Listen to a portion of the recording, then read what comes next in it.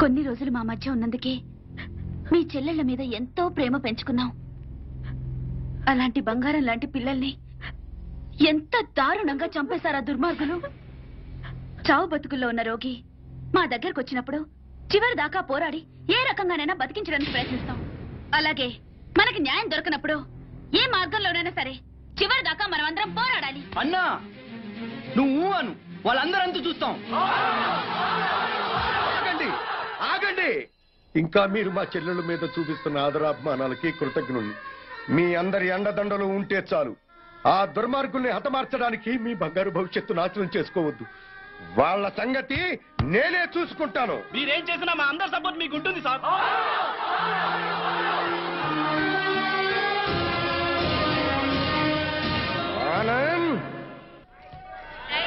ఆనంద్, మీరు రమ్మని చెప్పేదాకా వైజాగ్ నుండి రావద్దు. అలాగే అంకుల్. ఒరే బాబు జాగ్రత్త. నువ్వు లేటు బావా. బాబు జాగ్రత్త ఇప్పుడు చెప్పడం కాదు. బాబు జాగ్రత్త, అమ్మాయిల జోలికి వెళ్ళొద్దు అని ఆనాడే చెప్పుంటే మన అబ్బాయికి గట్టి పట్టాలి. జాగ్రత్తగా వెళ్ళిరా.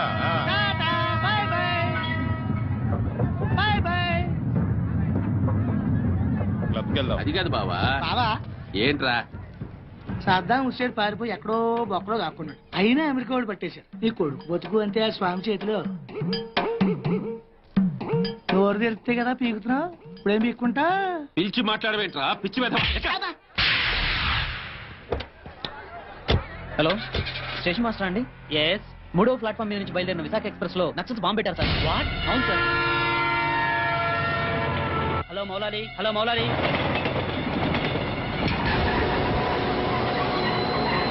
ట్రైన్ లో బాంబు పెట్టారంటే అందరూ పారిపోండి.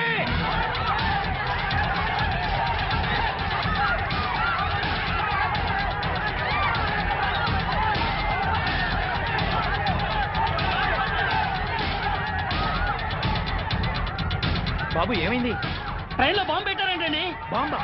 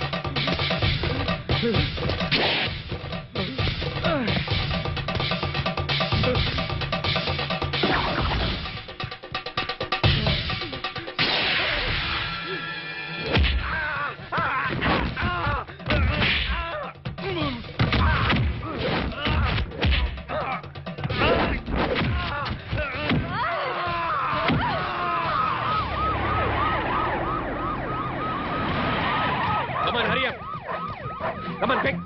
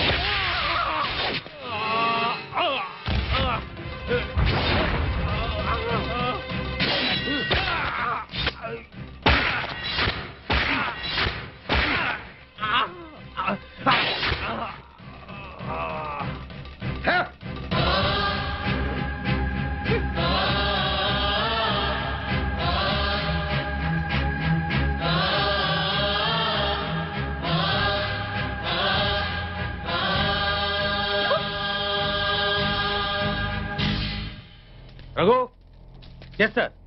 చూడు,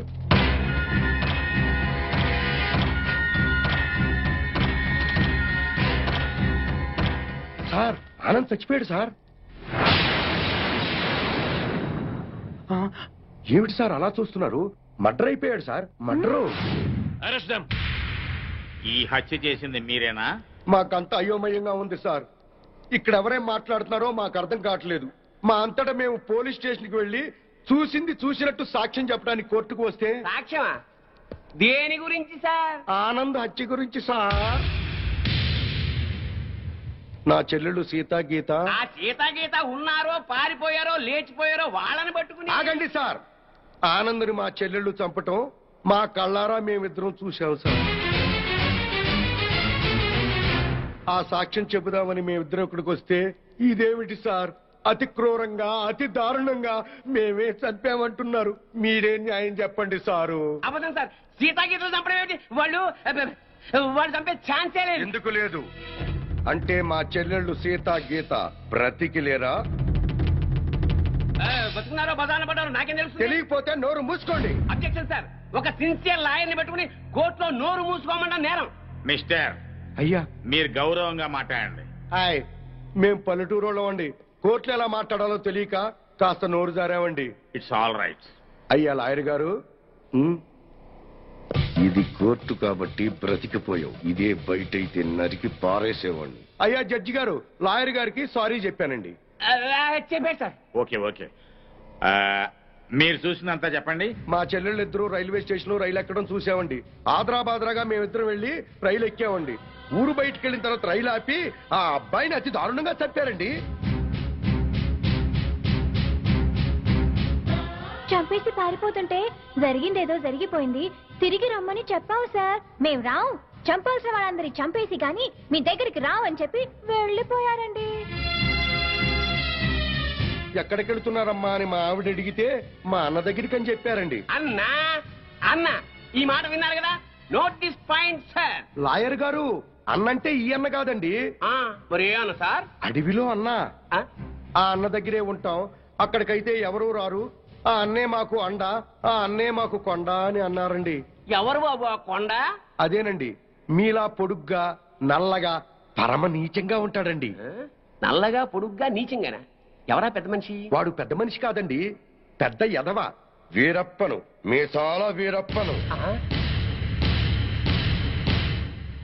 ఎలాగైనా మా అమ్మాయిల్ని పట్టుకోమని చెప్పండి సార్. మా చెల్లెలను పట్టుకుంటే వీరప్పని దొరుకుతాడు, వీరప్పని పట్టుకున్నా మా చెల్లెలు దొరుకుతారు. ఒక్క దెబ్బకి ముగ్గురు దొరుకుతారయ్యా. 3 రాష్ట్రాల సమస్య కూడా తీరిపోతుందయ్యా. మళ్ళీ ఇలాంటివన్నీ జరగకుండా ఉంటాయండి. వెంటనే అడవికి వెళ్ళి పట్టుకోమనండి సార్. కొద్దిగా మన ఇన్స్పెక్టర్ గారిని పోలీసుల్ని అడవికి పంపితే పని అయిపోతుందయ్యా. ఎవరి పని? మీ అందరి పని. ఈ కేసులో మేమే ప్రత్యక్ష సాక్షులం, నిందితురాళ్ల ఆచూకీ కూడా చెప్తాం అని చెప్తున్నా ఈ స్వామి కనకమహాలక్ష్మి దంపతుల మాటల్ని పరిగణనలోకి తీసుకుని ఈ హత్యలో సీతా గీతలు చేశారనే అనుమానంతో పోలీస్ డిపార్ట్మెంట్ ని సత్యమంగళం అడవుల్లోకి వెళ్లి సీతా గీతలతో పాటు వీలైతే వీరప్పన్ని కూడా పట్టుకోవాల్సిందిగా ఆదేశాలు జారీ చేయటమైంది.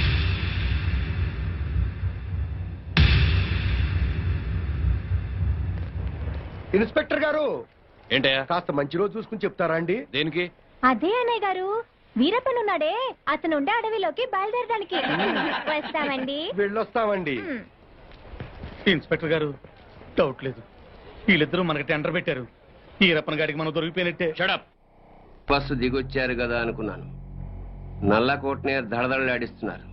ఇంకా లేట్ చేస్తే మిమ్మల్ని కూడా మందులో చిప్స్ లాగా తినేస్తాడు. రాంగ్ టైములో కుళ్ళు జోకులేయి మాకు. ఏ టైములో ఏం చెయ్యాలో మాకు తెలుసు.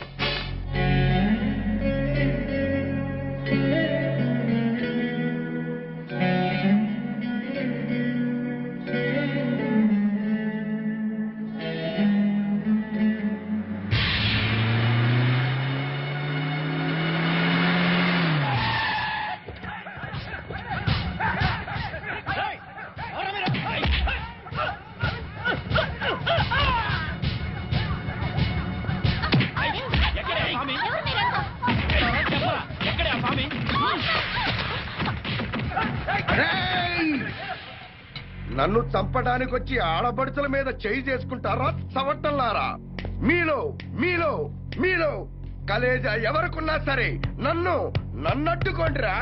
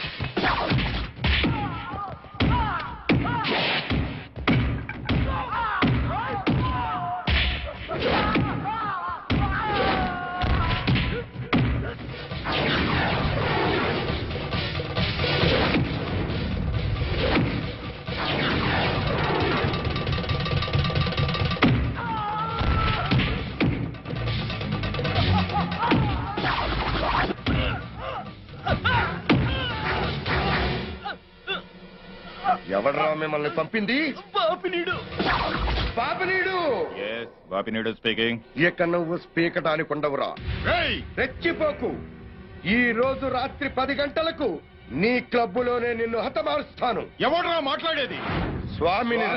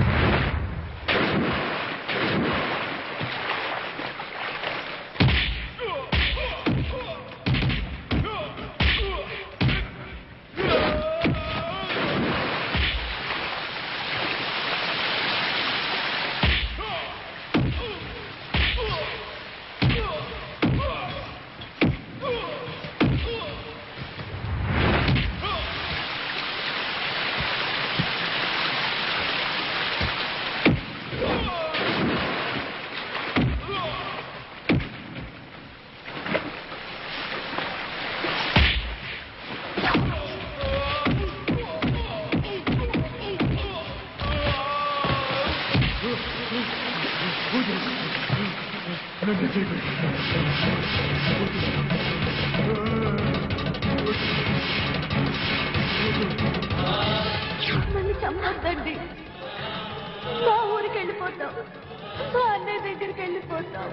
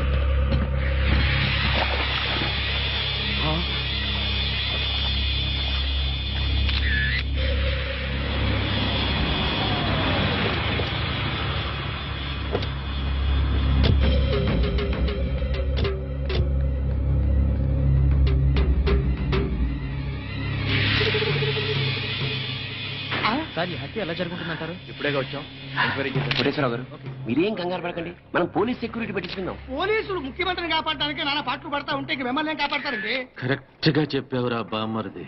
నా థింకింగ్ ఎప్పుడు కరెక్ట్ గానే ఉంటుంది బావా. అందుకే ఓ 25-30 లక్షల రూపాయలు నా పేరును పెట్టేవనుకో, ఓ చిన్న ఇల్లు కొనుక్కుని చచ్చిపోయినోడు పెద్ద తిన్నాడు స్టీల్ గ్లాస్ మీద పేరు రాయించుకున్నట్టు నా ఇల్లు మా బావ ధర్మం అని నీ పేరు రాయించుకుంటాను బావా. ఏమయ్యా, మంచి చెడు లేకుండా నోటికి ఏదొస్తుంది ఒకేయటమేనా? ఆడెప్పుడు జరిగేదే చెప్తాడు. మీకేమన్నా పిచ్చెక్కిందా? బాలవాక్కు బ్రహ్మవాక్కు అని బామ్మది వాక్కు బ్రహ్మవాక్కు ఏమిటండి? ఏయ్ బామ్మర్ది, ఆ స్వామి వాడి పెళ్ళాం పోతే ₹1,00,00,000 రాయించు, నేను పోతే ఆస్తి మొత్తం రాయించుకోరా. అయినా నీకేం కాదులే బావా, 100 ఏళ్ళు బతుకుతావు. బావమరిది అంటే బ్రతకూరేవాడు అర్థం. బతకగోరేవాడు అయితే ఆస్తి ఎందుకు రాయమంటావు? నేను బతకూరినంత మాత్రం మా బావ బతుకుతాడు. ఆ స్వామి బతకనివ్వాలి కదా. అనుమానం లేదు రఘు, ఈ మర్డర్ కూడా ఆ స్వామి చేసి ఉంటాడు. ఇన్ని మట్టలు చేస్తున్నా కూడా మన డిపార్ట్మెంట్ చిన్న క్లూ కూడా దొరకకుండా చేస్తున్నాడు. అది కదా హైలైట్. సార్లు ఏంటా అర్ధరాత్రి పూట? ఏం లేదండి, స్టేట్ క్లబ్ ఓనర్ బాపిరెడ్డి గారిని చంపిన వాళ్ళని నేను ప్రత్యక్షంగా చూశానండి. ఎవరు? నా చెల్లెళ్ళు సీత గీత సార్. అలానా? ఆ.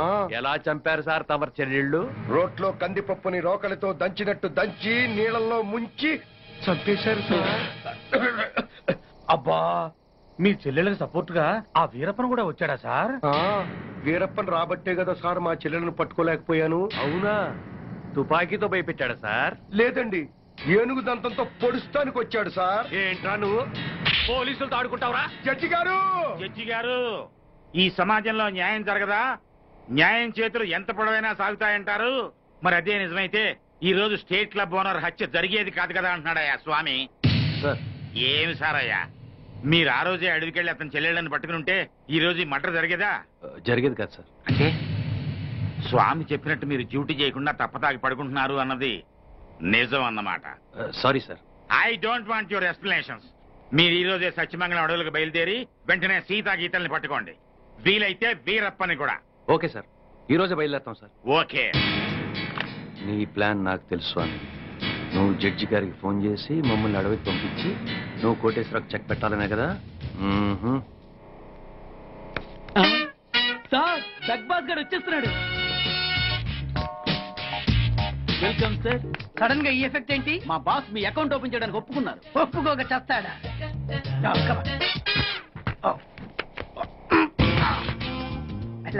Thank you.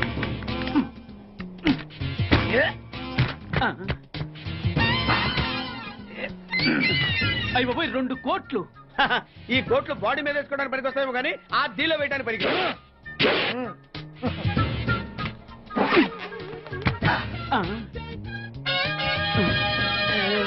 అటు అటు.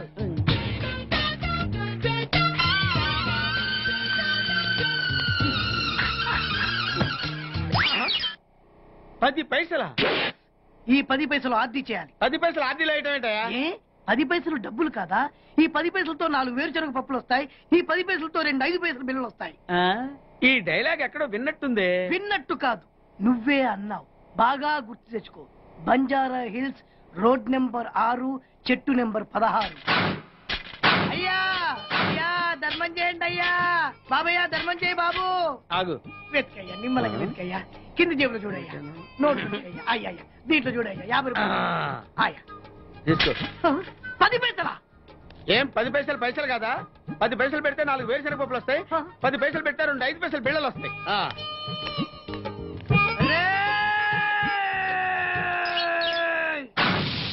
గుర్తొచ్చిందా? ఇది నువ్వు ఇచ్చిన 10 పైసలే. Beggars association president beg boss కే 10 పైసలు ఇస్తే సామాన్య బెగ్గర్స్ కి నువ్వేమిస్తావు?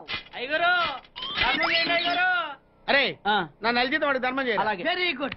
ఇలాగే కంటిన్యూ అయిపో. Thank you sir. నీకు మా అసోసియేషన్ లో మెంబర్షిప్ ఇస్తాం. హలో రేయ్ కోటేశ్వరరావు, నిన్నీ రోజే చంపబోతున్నాను. ఎవడ్రా మాట్లాడేది? స్వామినిరా, నువ్వెక్కడైనా దాక్కో, ఎంతమందినైనా కాపలా పెట్టుకో, కానీ నా చేతిలో నీ సావు తప్పదని తెలుసుకో. Raghu, yes sir. మన వాళ్ళందరినీ అలర్ట్ గా ఉండమని చెప్పు. Okay sir. నేను వెళ్ళి కోటేశ్వరరావు గారిని చూసాను. అలాగే సార్. ఓకే.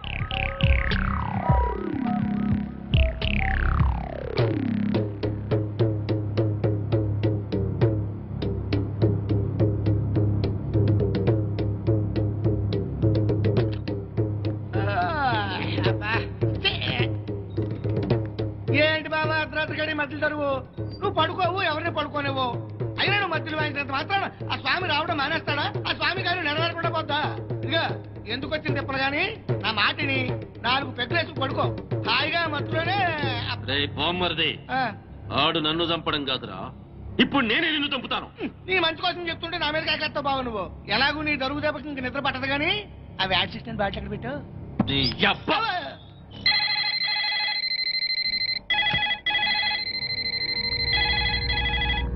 కోటేశ్వరరావు గారు, లిఫ్ట్ చేయండి. హలో, నేను ఎస్పీని మాట్లాడుతున్నాను. అక్కడ ఇన్స్పెక్టర్ బెనర్జీ ఉన్నాడా? సార్ మీరు పెట్టండి సార్. సార్ నేను బెనర్జీని మాట్లాడుతున్నాను సార్. బెనర్జీ, కోటేశ్వరరావు గారికి వాళ్ళ ఇంట్లో సేఫ్టీ లేదు. మన కంట్రోల్ రూమ్ తీసుకురా with protection. Yes sir.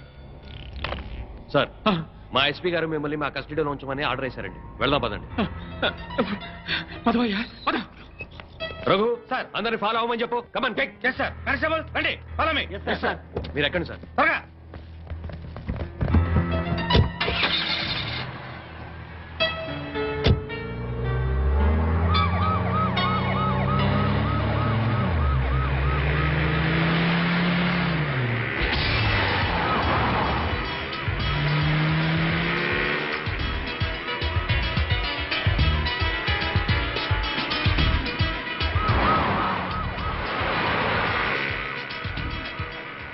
Pandu sir వచ్చేస్తున్నా సార్, మీ దగ్గరలోనే ఉన్నా.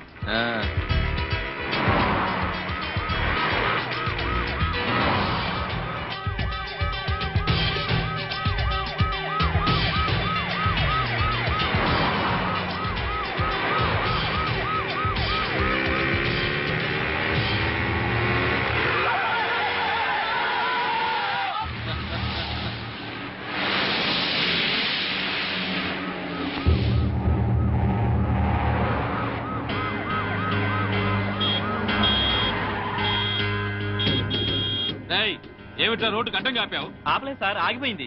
సర్లే తొందరది. అలాగే సార్. 420. Yes sir. వెనకాల 9999 వస్తుందని చూడు. వస్తుంది సార్, మనల్ని ఫాలో అవుతుంది. అప్పుడప్పుడు చూస్తూ ఉండు.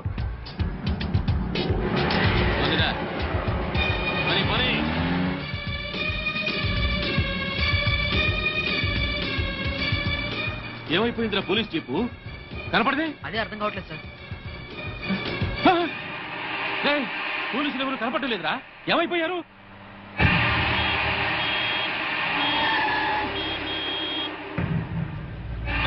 మళ్ళీ వీడవట్రా రోడ్డు కట్టంగా పెట్టాడు. ఇదేమన్నా పార్కింగ్ నీ బాబుగారు రోడ్డు అనుకున్నావా? పోరంబోకు ఆక్రమించావేట్రా? ఏందిరా, ఏ వినపట్లా? ఏంది అట్టా చూస్తున్నా?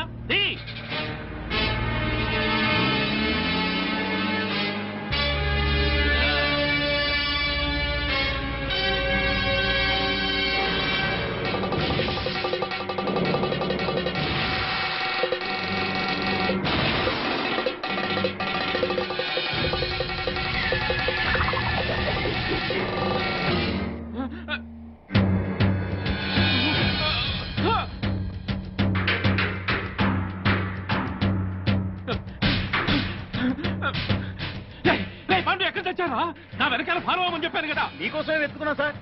ఎక్కడున్నారు సార్? నేను ఈ అల్యూమినియం ఫ్యాక్టరీ దగ్గర ఉన్నాను. తొందరగా వచ్చావండి.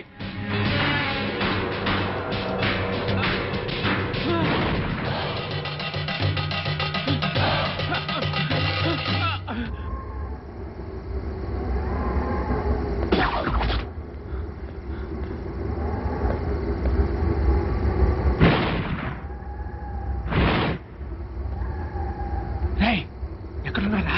మీరెక్కడున్నారు సార్? ఫ్యాక్టరీ లోపల ఉన్నా.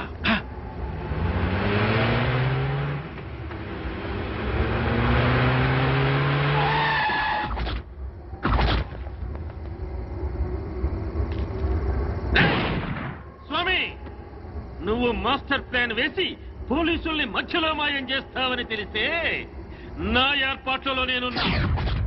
ఏంద్ర దిష్టిబొమ్మలాగా చూస్తారు? కత్తికో ఖండగా నరికి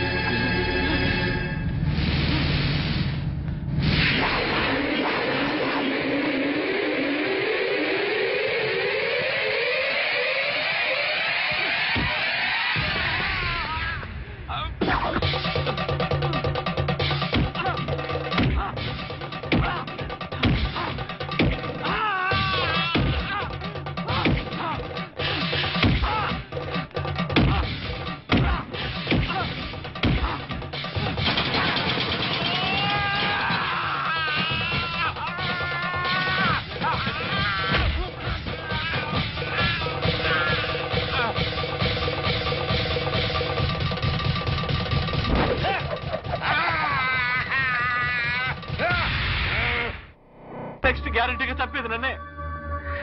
నీ మాట విని ఆ పోస్ట్ మార్టం రిపోర్ట్ తప్పుగా రాసిచ్చి నా ప్రాణం ఎదుగు తెచ్చుకున్నాను రా. వినబడుతుందా?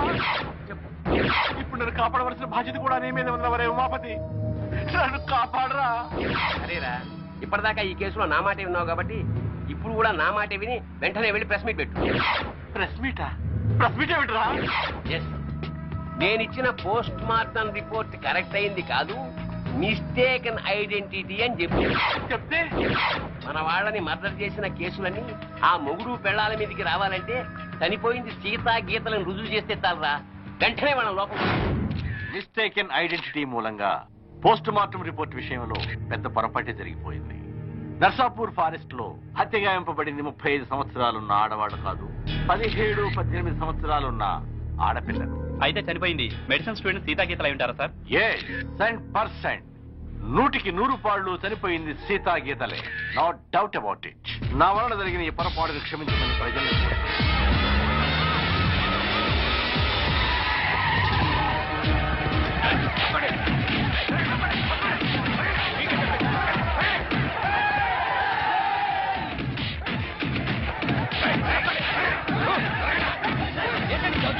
ఎక్కడ స్వామి? తెలీదు చెప్పు.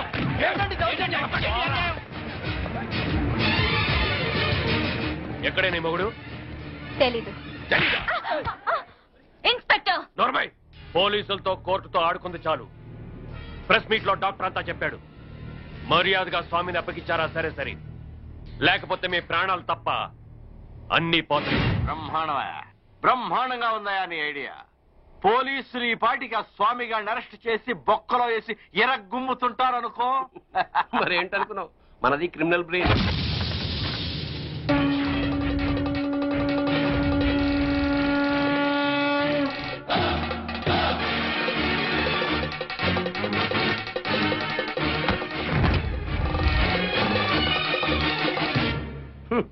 నీ క్రిమినల్ బ్రెయిన్ తోనే ఈ సుబ్బారెడ్డి ప్రెస్ మీట్ పెట్టాడు. వీడికి నీకు సంబంధం లేదు సార్. వాడు డాక్టర్, నేను లాయరు, వీడు జస్ట్ నా క్లయింట్. పైగా వాడి క్యాష్ వేరు, నా క్యాష్ వేరు. ఈ కేసులో నిన్ను లాయర్ గా పెట్టుకుంటాను. అప్పుడు నేను నీ క్లయింట్ నేగా. ఖచ్చితంగా నా క్లయింట్ అయిపోతారు సార్. అప్పుడు నన్ను కోర్టులో నిర్దోషిగా నిరూపించాల్సిన బాధ్యత నీదేగా. కాదని ఎవరు చెప్పారు సార్? అసలు మిమ్మల్ని హంతకులన్న విధవలు ఎవరండి? మీకు ఆ హత్యలకి ఎటువంటి సంబంధం లేదు లేదు లేదు. ఇదే మాట రేపు కోర్టులో చెప్పడం ఏమిటి సార్? మిమ్మల్ని నిర్దోషిగా నిరూపిస్తాను. మాట నిలబెట్టుకో.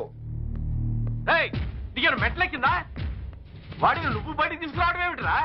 వాడా? నా క్లయింట్ బట్టుకుని వాడు వీడు అంటావురా? అసలు ఎవరనుకున్నారా? ఎవరనుకున్నావు? సామంటే సాక్షాత్ శంకరాచార్య, ఈయనే మహాత్మా గాంధీ, ఈయనే గౌతమ బుద్ధుడు, ఈయనే స్వామి వివేకానంద. ఆయన శ్రీమతి ఎవరనుకుంటున్నావు? ఎవర్రా? మానవతామూర్తి, మానవతామూర్తి, మానవతామూర్తి, మానవతామూర్తి, మానవతామూర్తి, మానవతామూర్తి. మానవతామూర్తి? అవును సార్. ఈ హత్యలకి నా క్లయింట్లు వేణుగోపాల స్వామి, కనక మహాలక్ష్ములకి ఎటువంటి సంబంధము లేదు. నా క్లయింట్లు నిర్దోషులు సార్. పోలీసులు వీళ్ల మీద తప్పుడు కేసులు బనాయించి అనవసరంగా కోర్టుకి ఇచ్చారు. బియ్యంలో రాళ్లు కలిపితేనే నేరం అనుకునే ఈ దంపతులు అసలు మనుషుల ప్రాణాలని ఎలా తీయగలరు సార్? ఇంతకు ముందు కేసుల్లో ఈ దంపతులకు నువ్వు వ్యతిరేకంగా వాదించావు కదయ్యా. పైగా ఆనంద్, కోటేశ్వరరావు, బాపినేని గారు నిర్దోషులన్నావు. అప్పుడు ఆ కేసులో వాళ్ళది న్యాయం అనిపించింది సార్. ఇప్పుడు ఈ కేసులో వీళ్ళది న్యాయం అనిపిస్తోంది. న్యాయం ఎటుంటే నేను అటే ఉంటాను కదా సార్. తప్పులేదు. Proceed. Thank you sir. Driver Yadagiri, Anand, Koteswararao, Bapineedu హత్యలకి నా క్లయింట్స్ కి ఎటువంటి సంబంధం లేదు సార్. కావాలనే ఈ పోలీసులు నా క్లయింట్ల మీద లేనిపోని ఆరోపణలతో కోర్టుని తప్పుదారి పట్టిస్తున్నారు సార్. సంబంధం లేదని అంత గట్టిగా ఎలా చెప్తున్నారు? సాక్ష్యం ఉండాలి కదా. సాక్ష్యం లేకుండా ఎలాగ సార్?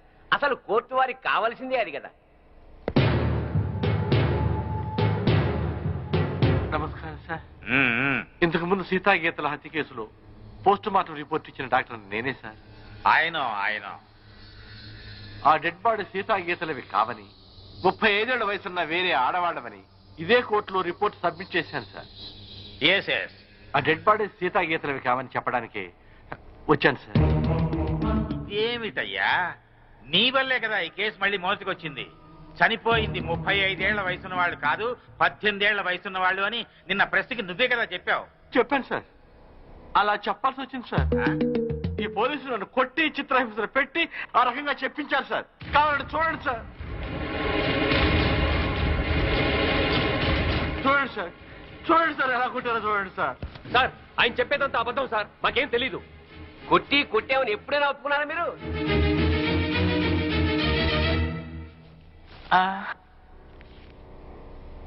మిమ్మల్ని కొట్టి మీ చేత అబద్ధం చెప్పించాల్సిన అవసరం పోలీసులకే ఉందండి. చాలా ఉంది సార్.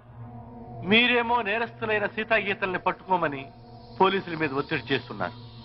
వాళ్లేమో అడవిలో వీరప్పని దగ్గర ఉన్నారు.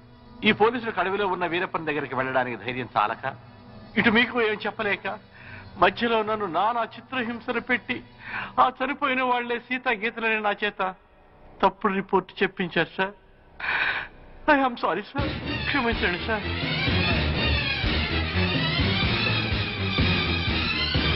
ఒక బాధ్యత గల ప్రభుత్వ డాక్టర్గా అప్పుడు ఇప్పుడు ఒకే మాట నిలబడుతున్నాను సార్.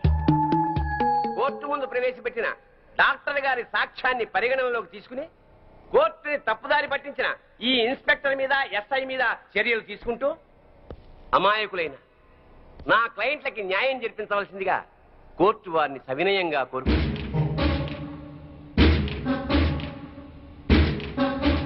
ప్రభుత్వ డాక్టర్ వాంగ్మూలాన్ని, పోస్ట్ మార్టం రిపోర్ట్ ని ఈ కేసులో సాక్ష్యాలుగా పరిగణించి చనిపోయిన వాళ్ళు సీతా గీతలు కాదు అని కోర్టు నిర్ధారించడం అయింది. డ్యూటీని సక్రమంగా చేయని పోలీసుల్ని గట్టిగా మందలిస్తూ అడవిలో ఉన్న సీతా గీతల్ని వెంటనే పట్టుకోవాల్సిందిగా పోలీస్ డిపార్ట్మెంట్ ని ఆదేశించడం అయింది. ఈ కేసులో స్వామి కనకమహాలక్ష్మి నిర్దోషులు అని తీర్పు చెప్పడం అయింది.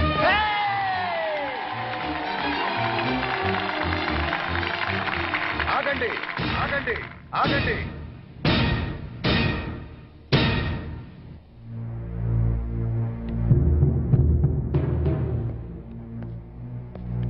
సార్, ఈ కేసులో నేను నా భార్య నిర్దోషులమేగా? జడ్జిమెంట్ ఇచ్చా కదా. ఇప్పటి వరకు జరిగిన హత్యలకు మాకు ఎటువంటి సంబంధము లేదు కదా సార్? అదే కదయ్యా నేను తేల్చింది.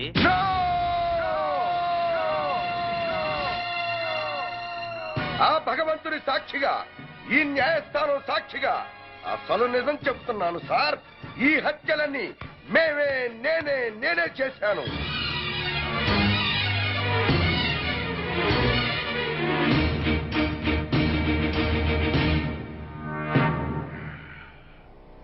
క్షమించండి సార్, నేను నా భార్య కలిసి అందరినీ చంపాం. మేము హంతకులం సార్. అయినా సరే లాయర్ గారి చాతుర్యంతో, డాక్టర్ గారి సహకారంతో మేము నిర్దోషులుగా బయటికి వెడుతున్నాం సార్. సామాన్యులమైన మాలాంటి వాళ్లే కోర్టుని మోసం చేసి వెళ్లిపోతుంటే ఇక డబ్బున్న వాళ్ళు, గూండాలు, రాజకీయ నాయకులు కోర్టుల కొత్త వారిళ్లకు వచ్చినట్టు వచ్చి నిర్దోషులుగా వెళ్లిపోతున్నారు సార్. ఇది న్యాయమేనా సార్? బజార్లో సిగరెట్లు కొనుక్కున్నట్టు, కిళ్ళీలు కొనుక్కున్నట్టు సాక్షుల్ని కొనుక్కుని మీ ముందు పెడుతుంటే వాటిని బట్టి తీర్పు చెప్పటం ఎంతటి అన్యాయం సార్.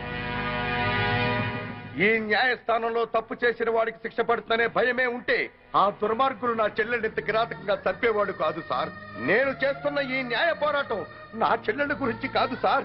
ఈ భారతదేశంలో ఎందరో అక్క చెల్లెళ్ళు అన్యాయాలకు, అక్రమాలకు బలైపోతున్నారు సార్. అలా జరగకుండా ఉండాలంటే ఈ న్యాయ వ్యవస్థను ప్రక్షాళన చెయ్యాలి సార్, ప్రక్షాళన చెయ్యాలి. సాక్ష్యాలను బట్టి కాదు సార్, నిజాలను బట్టి తీర్పు చెప్పండి. ఆ దేవుడే దిగి వచ్చి మర్డర్ చేశాడని నిరూపించగలరండి కొందరు లాయర్లు. తాము వాదించేది తప్పని తెలిసి కూడా న్యాయస్థానాన్ని తప్పుదారి పట్టిస్తున్న ఆ న్యాయవాదులకు వేయండి సార్ శిక్ష. భారతదేశంలో ఏ రాజకీయ నాయకుడు ఈ కోర్టుకొచ్చి దోషిగా బయటికి వెళ్ళట్లేదు సార్. కింది కోర్టులో శిక్ష పడ్డా పై కోర్టుకు వెళుతున్నాడు, పెద్ద లాయర్ని పెట్టుకుంటున్నాడు, నిర్దోషిగా బయటికి వెళ్ళిపోతున్నాడు సార్. అంటే మన దేశంలో రాజకీయ నాయకులంతా ఉత్తములేనా? ఒక్కడు కూడా తప్పు చేయలేదా? ఒక నోటు కట్ట పడేస్తే మన ప్రథమ పౌరుడైన రాష్ట్రపతిని అరెస్ట్ చేయమని ఆర్డర్ పాస్ చేసే న్యాయస్థానాలు ఇక్కడ ఉన్నాయి సార్. ఇక సామాన్యుడి పరిస్థితి ఏమిటి సార్? ఈ న్యాయాలు, ఈ చట్టాలు ఇలాగే ఉంటే ఆడబడుచులు నిండుగా ముసుగేసుకుని ఇంట్లో తాళం వేసి కూర్చున్న మానభంగం చేసి వెళ్ళిపోతారు సార్ ఈ దుర్మార్గులు. అదే చట్టం, న్యాయం బలంగా ఉంటే ఒక ఆడబడుచు ఒంటరిగా రోడ్డు మీద వెడుతున్నా కన్నెత్తి చూడటానికి భయపడతారు సార్.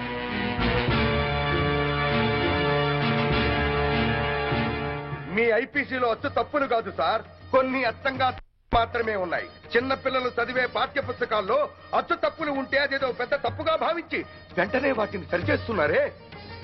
మరి మీ న్యాయశాస్త్రంలో తప్పుల్ని ఎందుకు సరిచెయ్యరు సార్? మేధావులు లేక న్యాయం జరుగుతుందోనన్న భయమా? నేను చేసింది నేరం, కానీ మీ న్యాయశాస్త్ర ప్రకారం నేను నిర్దోషిని. మార్చండి సార్. ఆ మార్పు నాతోనే మొదలు పెట్టండి. ఏ శిక్షకైనా సిద్ధంగా ఉన్నాను. సాక్ష్యంతో కాక నిజాన్ని బట్టి తీర్పు చెప్పండి సార్. న్యాయస్థానంలో న్యాయం జరుగుతుందని ప్రజలకి నమ్మకం కలిగించండి సార్. నమ్మకం కలిగించండి సార్.